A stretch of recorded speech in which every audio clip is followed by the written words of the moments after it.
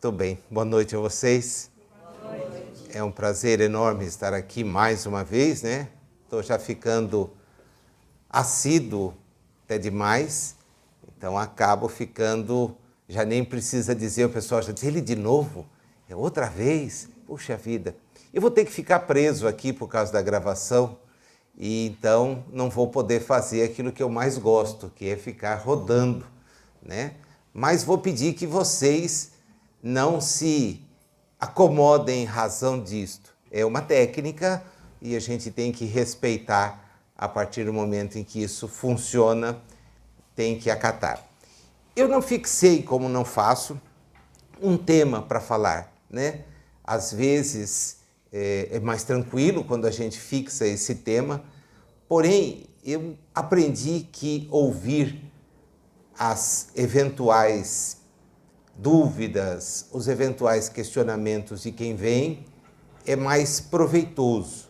Não para mim, às vezes, confesso, porque os temas são muito variados, então você não obedece uma ordem expositiva. E quem expõe tem sempre um cuidado. Ele tem que ter um começo, tem que ter um meio e tem que fechar o raciocínio. E para fechar o raciocínio, só quando a gente tem mesmo o controle sobre o que vai falar.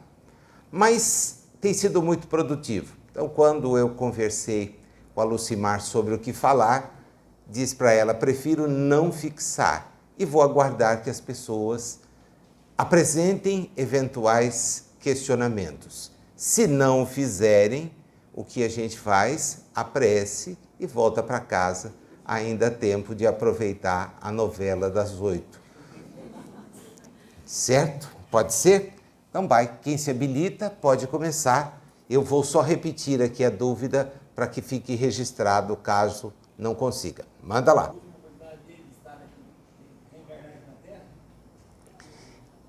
A dúvida vem em decorrência dos atos de terrorismo praticados numa atitude cruel, mas também recíproca na região do Oriente, onde está a Palestina, onde está Israel. É muito difícil especificar, estabelecer critérios e conclusões quando nós não temos o domínio da realidade espiritual. O que todos sabemos e aprendemos é que somos espíritos numa jornada evolutiva, aprendendo a praticar o bem. O Espiritismo, de uma maneira muito clara, coloca o mal como ausência do conhecimento do bem. E é uma questão bem básica de se entender, porque aquele que age sem saber, desconhece que, inclusive, se prejudica antes de prejudicar a outro. Os espíritos nos olham, e somos nós espíritos também, como jornadeiros, como eles são, saindo de uma condição evolutiva muito simples, quase inexistente, para chegar a uma posição evolutiva de quase perfeição. Nunca nenhum espírito logrará ser perfeito, exatamente porque eles nos ensinaram que perfeito há apenas um, aquele que a todos criou. Nessa jornada, os espíritos então têm experiências que tanto podem se dar no mundo como nosso, como podem se dar e se dão nas diversas moradas do Pai. Não há uma exclusividade da Terra em absolutamente nada. Essa época em que se imaginava a Terra centro de alguma coisa, o começo de alguma coisa, ela ficou para trás. Embora muitos daqueles com os quais convivamos ainda pensem assim. E nós precisamos respeitá-los. Entendem que apenas a Terra foi criada de uma forma alegórica em um número de dias, sendo a criação estabelecida como está hoje, desde o princípio, etc, etc. São posições que nós temos que respeitar, as quais muitas vezes já tivemos e que hoje, efetivamente, com o conhecimento que temos, não mais se justificam. Nem somos o começo e muito menos o fim de absolutamente nada. O que os Espíritos revelam também é que nenhum de nós, a não ser enquanto queira, permanece estacionado. Nós não regredimos no sentido de voltar a ser princípios inteligentes que não somos mais. Já saímos desse ponto, estamos mesmo como espíritos construindo a nossa evolução. Nem sempre conseguimos dar um passo adiante. Às vezes ficamos mesmo estacionados do ponto de vista evolutivo. E isto, às vezes, choca os que já avançaram. Por quê? Porque atos de barbárie, atentados contra o próximo, etc., nos chocam. Já nos choca que o atentado, o confronto seja feito com um princípio inteligente em evolução, no caso, os animais. Imagina ver isso feito em relação aos seres humanos, nossos parceiros em jornada evolutiva. Todos caminhamos, então fica chato entender isso.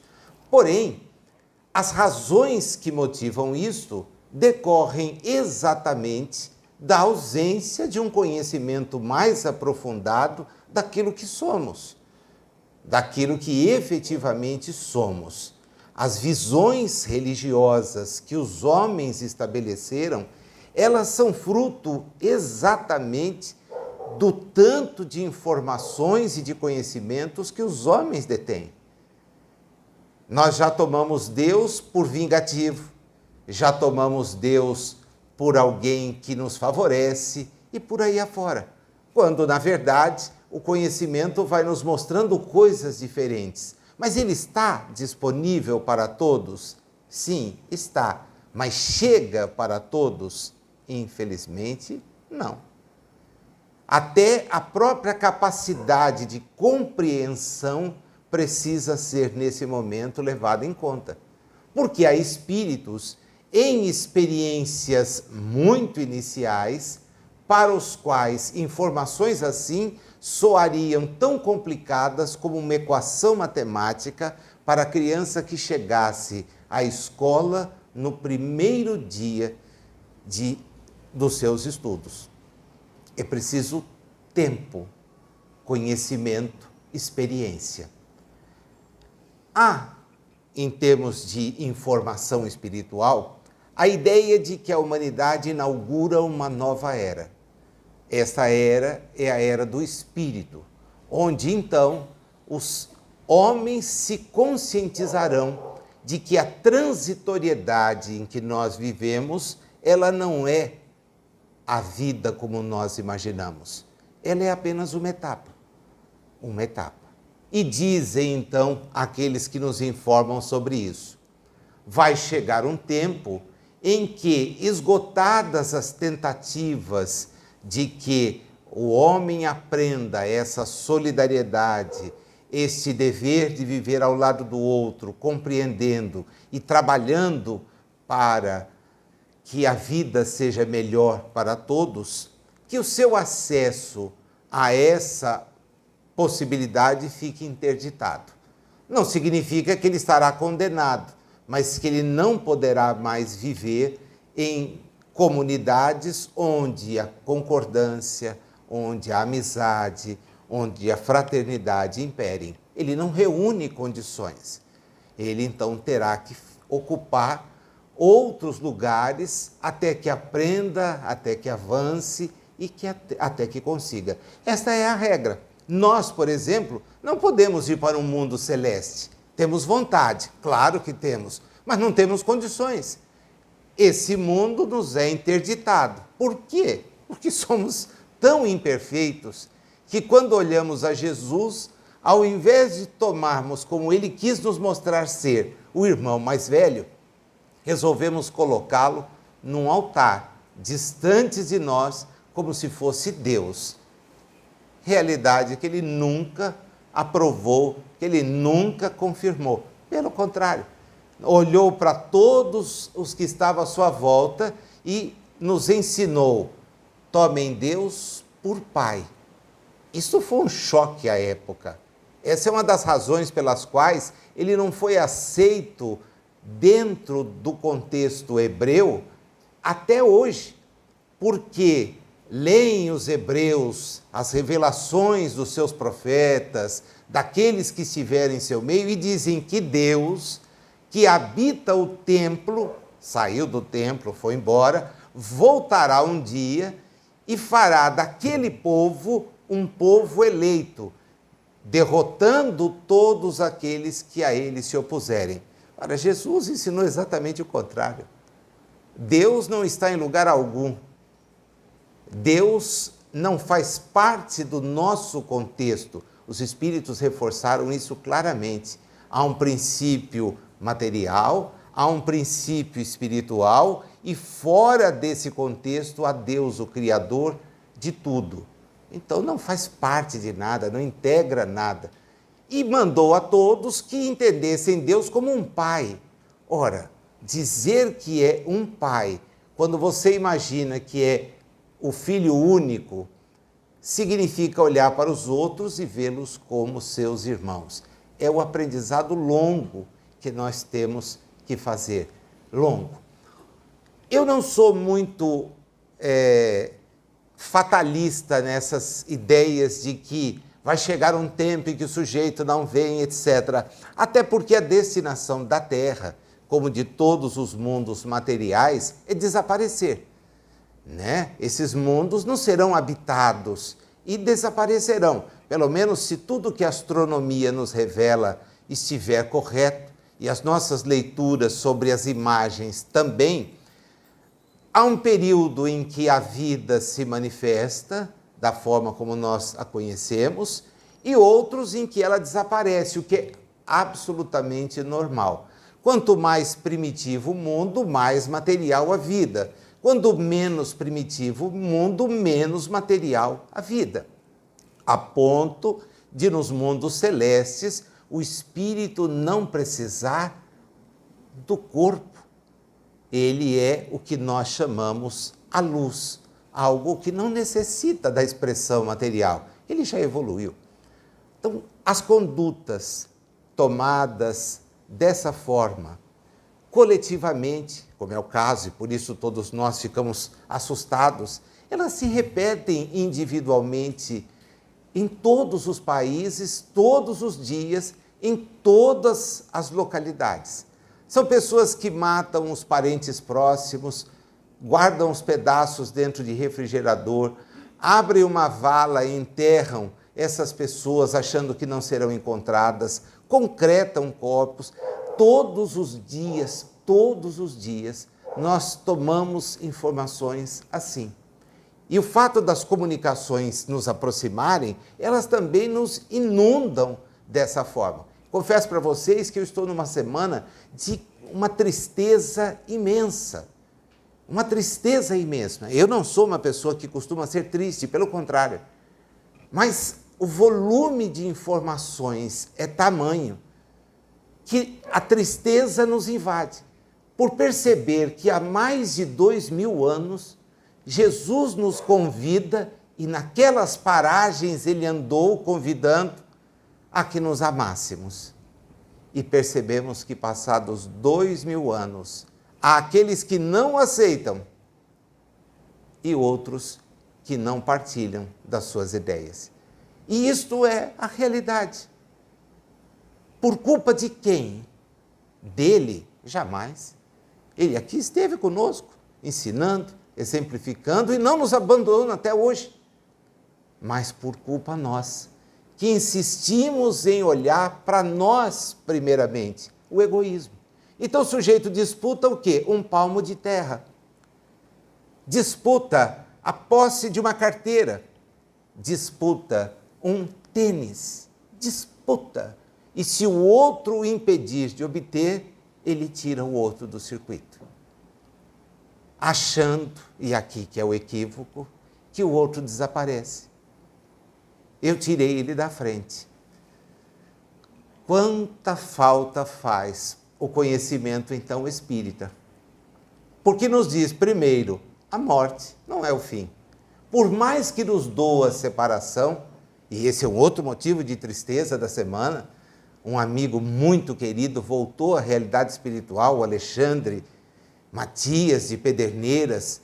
Há um mês nós falávamos no celular sobre a programação de atividade do ano que vem. E ele tem um AVC hemorrágico, passa alguns dias, é feita a cirurgia, tem um segundo AVC maior ainda que o primeiro e desencarna. Um amigo querido, mais novo do que eu, mais trabalhador ativo, e de repente. Então as tristezas passam a nos visitar. Não tenho mais aquela expressão do Richard de olhar a trincheira do lado e ver que está ficando vazia. Ainda tenho muita gente do lado, né? Porém, me assusta às vezes olhar para trás e ver que lá atrás, na retaguarda, a trincheira está sendo desocupada. Mas para o espírito, são experiências. Nossa visão espiritual ainda pequena centraliza-se nos corpos. E aí, imagens, relatos, nos fazem experimentar angústias, tristezas. Por quê?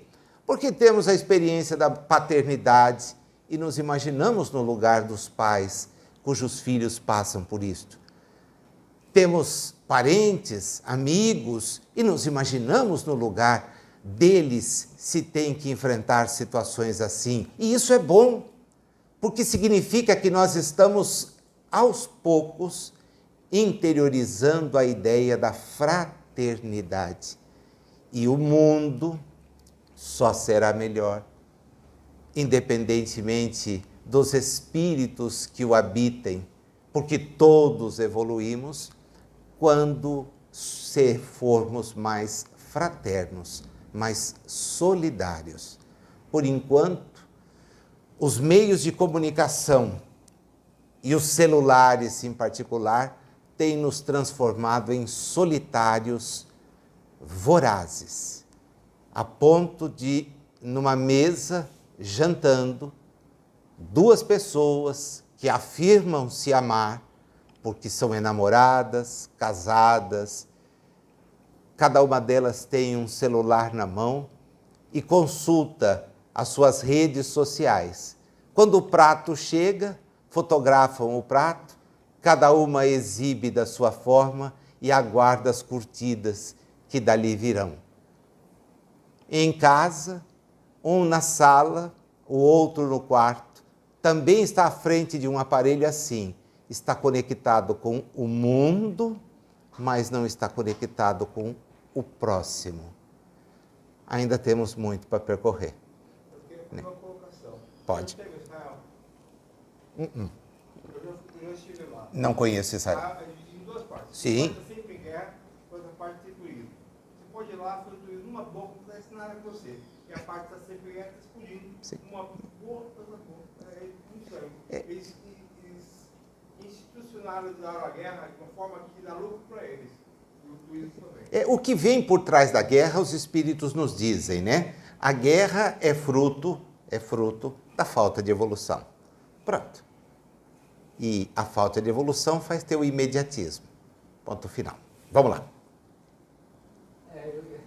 Tem mais ou menos o mesmo, mas eu gosto muito de história. Né? E aí eu comecei a comparar 100 anos atrás, 1918, Primeira Guerra Mundial, 1930 começou a surgir Hitler, 40 foi, 45 a Segunda Guerra, e as ideias totalitárias parece que ressurgiram agora, racismo, a questão de perseguição a homossexuais, a questão religiosa, a questão moral, e a gente falando de amar a Deus como todas as coisas, e a nós como a nós mesmos, e perseguindo as outras pessoas, e falando isso dentro de igrejas, né? Então eu queria entender nessa questão espiritual, é coincidência essa ciclagem de 100 anos? Será que seriam os mesmos espíritos voltando? Eu não diria para você que são 100, eu diria para você que são todos os dias. Porque a evolução é um processo difícil de ser obtido. Nós evoluímos, sim, mas com muita dificuldade. E basta a gente ser honesto, tomar-se a si mesmo e promover a análise. Que pontos que me incomodam no meu comportamento? Como é que eu faço e de que jeito eu consigo modificá-los? A gente descobrirá que passa anos e não consegue fazer mudança alguma. Permanece igual. Quando o espírito sai da experiência encarnatória, há uma ilusão vendida do ponto de vista religioso, porque isto convém. As religiões são humanas. Essa é uma coisa que precisa ficar muito claro. Não há religião divina. Deus não precisa de incensadores. Deus é. É a causa primeira. É a inteligência suprema. Não precisa de nada. No limite, ele agiu pensando no bem, mas não estará isento de responder por aquilo que fez. E vai se arrepender e, evidentemente, vai, agora como está, expiar essa aflição de ver que a situação não se deu como ele queria, tudo não foi da forma como ele imaginou, o filho realmente não foi convocado porque ficou com a mãe para cuidar. A legislação francesa criava essa regrinha e dispensava o jovem de ter que servir nas fileiras militares. Ele tinha uma família para manter. Agora, não conseguiu ficar livre do ato que fez. Então, essa responsabilização é sempre pessoal. O que eu disse dos pais é que a dor, às vezes, é uma dor difícil de trabalhar. A psicologia nos ensina que o luto é um dos processos mais difíceis, se não impossível, de ser debelado. A pessoa vai carregar o luto enquanto jornadear aqui na experiência que tem. Você vai até dizer que passou, mas na verdade nunca passou. E a gente comprova isso quando, na situação mais simples do ambiente familiar, em que alguém já não mais está, as pessoas se recordam de como ele agia. Ah, se ele tivesse aqui, sabe o que ele faria agora? Olha, se ele fosse entre nós, o seu comportamento seria tal. Percebe que você não consegue afastar a dor daquela ausência. Os espíritos não estão ausentes da nossa vida, porém nossa capacidade de percebê-los às vezes é mínima, quando não, nenhuma. E isso então faz com que o sentimento de perda, perdi meu filho, perdi minha esposa, perdi meu marido, perdi meu sobrinho, traduzam para nós exatamente a limitação que o corpo nos dá.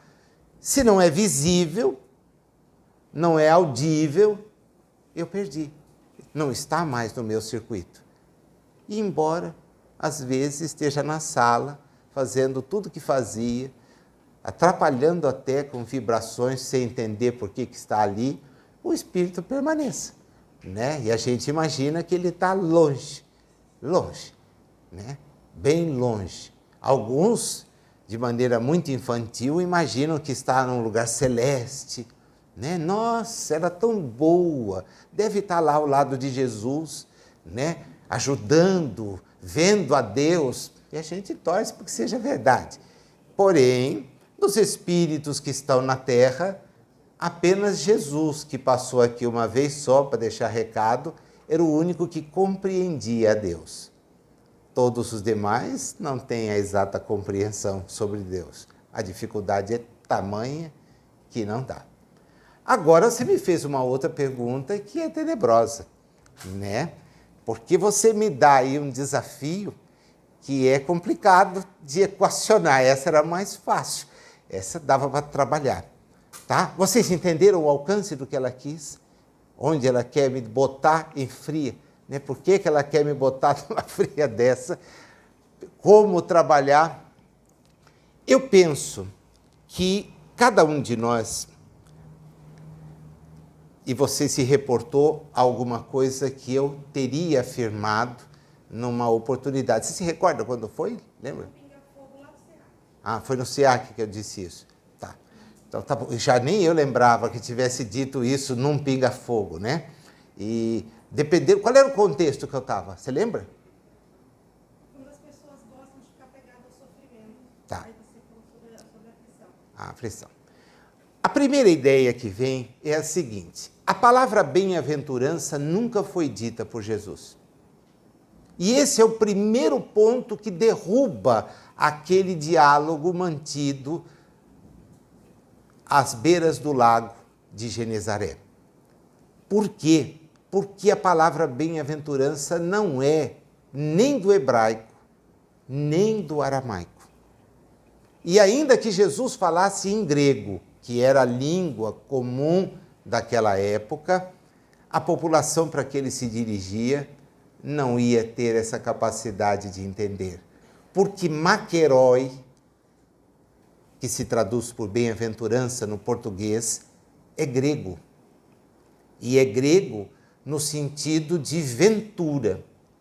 Jesus usa a expressão que é clássica em todo o texto da Torá, que é asherei, em marcha. E ele estrutura aquele discurso em 8 entradas que chamam a atenção para o propósito do siga apesar de. Em marcha os aflitos, porque serão consolados. Em marcha os que têm fome e sede de justiça, porque verão a Deus. Em marcha aqueles que sofrem, porque serão consolados. Em marcha os que são vistos como pequenos do ponto de vista espiritual, porque vai chegar o tempo em que isso será superado. Então, o em marcha é desafiador. E ele falava justamente para um povo que tinha grupos, veja que não é nova a ideia, grupos que queriam remover dali o dominador romano. Ele é trocado naquele processo de julgamento completamente esquisito ao direito romano. Imagina que um governador faria uma proposta de troca de alguém. É um episódio extremamente confuso, porque os romanos não trocavam nada. Eles eram dominadores. Eles matavam, deixavam o corpo pendurado até que o corpo caísse, porque os ossos não paravam mais ali. Era essa a técnica deles. Bar-Abá, o filho do pai, havia provocado, uma semana antes, uma invasão da Torre Antônia para tomar armas e, com isso, combater os romanos num processo de sublevação, de insurreição. Entendiam os hebreus que, se eles se unissem, conseguiriam expulsar os romanos dali. E não teriam que conviver com aquela idolatria, que era ver ao lado do templo, no átrio do templo, estandartes com imagens de deuses romanos que eles tinham que aceitar. Eles eram do Deus único. É verdade que Deus não habitava mais o templo, porque o povo havia sido infiel. Mas eles esperavam a volta de Deus para habitar o templo. E com isso queriam justamente eliminar. Mas tinham que pagar tributos, e tributos que eram cobrados de pessoas suas.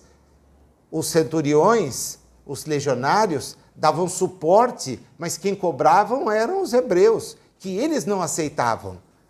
Como você, e era papel dos publicanos, Como você veio me cobrar? E a pessoa conhecia, cobrava na comunidade, apontava, ficava ali, isso trazia uma revolta imensa. Pois bem, Jesus, quando chega a Jerusalém, e aí me parece que o relato de uma única visita nesse período de pregação é o mais adequado. Os evangelhos são disformes. 3 apontam um aponta 3. Eu acho que está correto os 3 que apontam 1. Ele foi uma vez. Quando ele chega lá, uma semana depois desse episódio, em que houve a sublevação e a tentativa de tomar armas, aqueles que estavam à sua volta disseram, agora vai. Porque esse cara faz coisas que ninguém faz. Ele cura doentes, ele ergue pessoas, ele conforta, expulsa espíritos. Se a gente der uma prensa nele, ele se proclama rei de Israel e resolve a vida. E caíram do burro, porque ele dizia, se alguém te bater numa face, oferece a outra. Se o sujeito quiser levar seu manto, deixa que leve a sandália também. Não se retenha nas coisas da terra. Mas eles queriam o reino da terra e ele não. Meu reino não é daqui, o meu reino está em vós. Vocês vão trabalhar. Resultado, tentam fazer algo para que ele levante o povo e ele faz exatamente o contrário.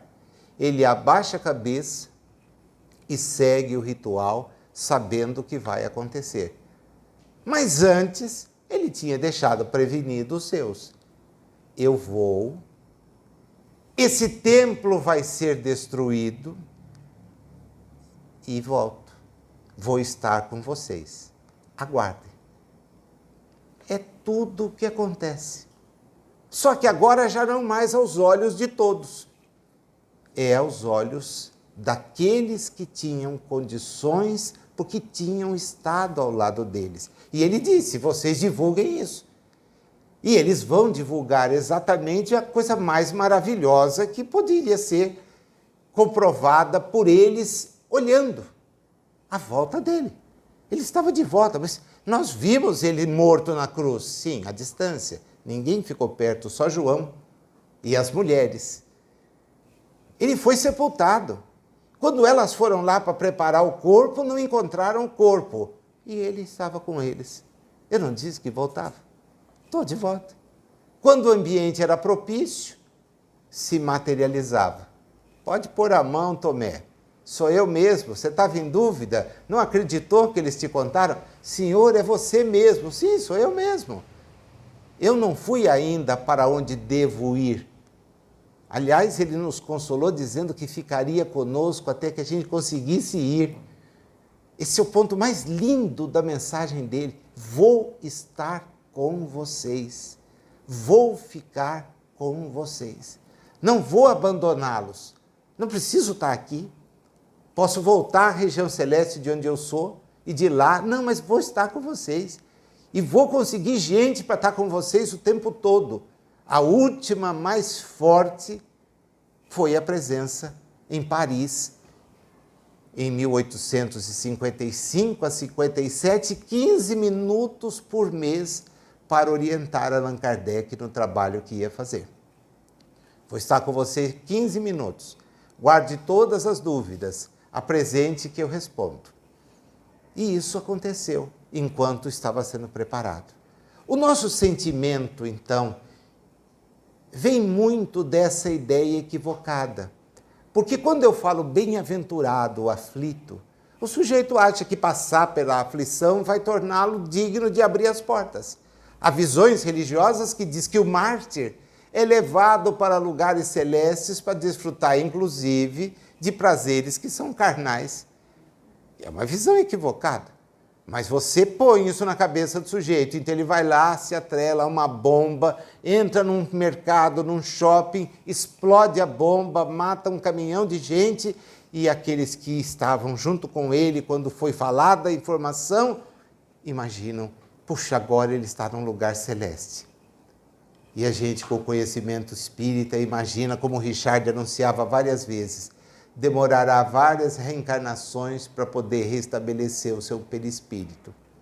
Virá, não termina o parto, não chega ao parto, virá, não chega ao parto, virá até que ele consiga retrabalhar aquilo que nós construímos. André Luiz, Evolução em 2 Mundos, os 20 primeiros capítulos, nos ensina esse processo da construção do corpo espiritual numa teoria que me parece extremamente embasada, solidificada.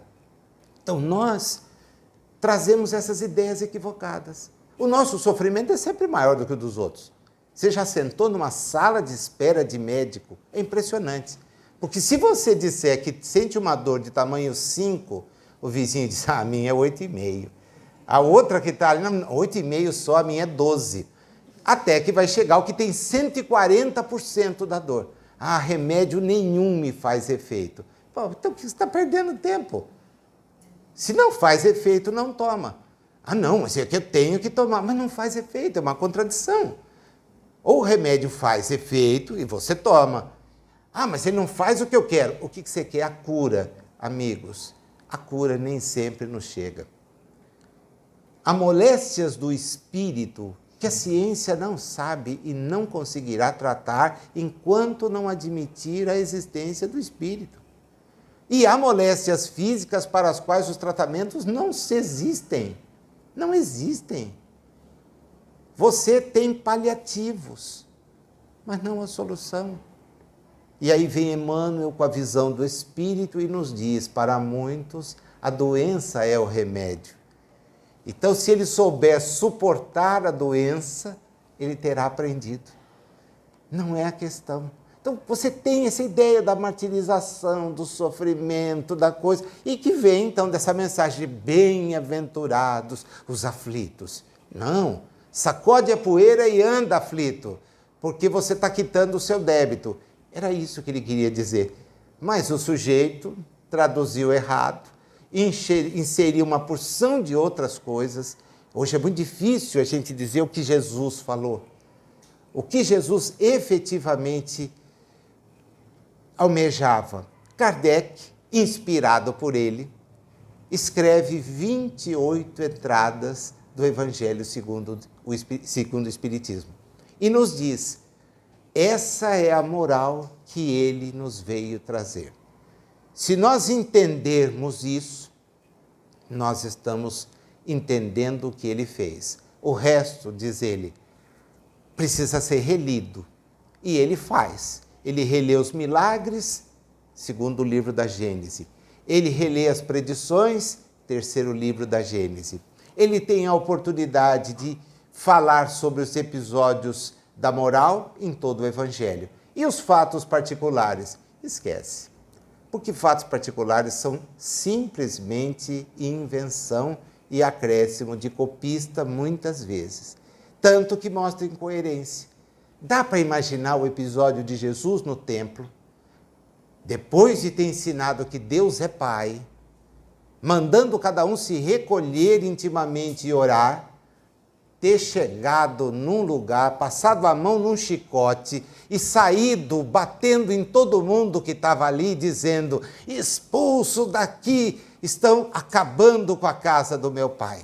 Dá para imaginar ele fazendo isso? Não. Lógico que não. Imagina, o cara ofereceu a outra face. Quando Pedro se armou, guarda isso. Guarda isso. Isso não vai levar a nada. E Pedro guardou. Diz que cortou a orelha do servo e ele então pega a orelha e cola. Não sabia nem quem estava ali, o nome do servo aparece, Malco. Quer dizer, o cara que escreveu isso viajou e pôs ali, né? Pôs aqui esse detalhe, mas isso, essa vírgula. Legal, bonito, só que isso torna Jesus incompreensível. O cara que veio para nos libertar da matéria, abrir o horizonte espiritual, não ia ser alguém a nos apegar nela. Então não ia convidar ninguém a ficar sofrendo e valorizar o sofrimento. Os espíritos já avançam um pouco mais, orientados por ele, e diz, se você sofre, nunca reclame, porque se você reclamar, perdeu o sofrimento. Nazil, eu já fiz isso. Então, apaga, volta atrás, nunca reclame. Ah, é difícil. Então, mas não estamos aqui para evoluir? Né? Você sofre, beleza, você já pode quitar seus débitos. Né? Foi a imagem mais bonita que me ocorreu diante de uma mãe que me perguntou num pinga-fogo desse, digo que eu ganho muito com pinga-fogo também, né? Porque me faz pensar como você fez agora, eu vou resgatar lá atrás e voltar, mas de uma mãe que me disse qual o sentido da filha estar numa cama, sem poder se locomover, e a dor dela ver isso. Veio a imagem da pessoa que paga a dívida. E eu disse para ela, a senhora imagina a alegria de pagar um carnê de prestação? A senhora compra a prestação e na hora, todos nós compramos, né? Compro. Qual é a sua alegria quando paga a dívida? Ela falou assim, nossa, eu abro um sorriso. Eu falei, no primeiro momento promete que não vai fazer mais, né? Eu falei assim, é mais ou menos isso. Mas no dia seguinte, veio a oferta, veio o convite, lá estamos nós de novo. Novo carro, nova casa, novo refrigerador e por aí afora. A gente está sempre, se parcelou, o brasileiro compra. Né? Essa é uma característica só nossa. Pois bem, imagina a alegria de quitar o débito. Sua filha está tendo. Não percebe agora? Não. Mas quando sair daqui, sim. E a sua? A sua de poder ajudá-la a quitar o débito. Porque quem tem uma mãe que vela, que zela, que apoia, que ajuda, sabe que está bem. Ela escolheu a senhora por parceira, toparam juntas a jornada e agora está feliz, porque está se quitando. Não significa que vá para o céu, não, mas significa que pode ter uma outra reencarnação sem tais limitações. Ok? Obrigado. Uma ótima noite para vocês.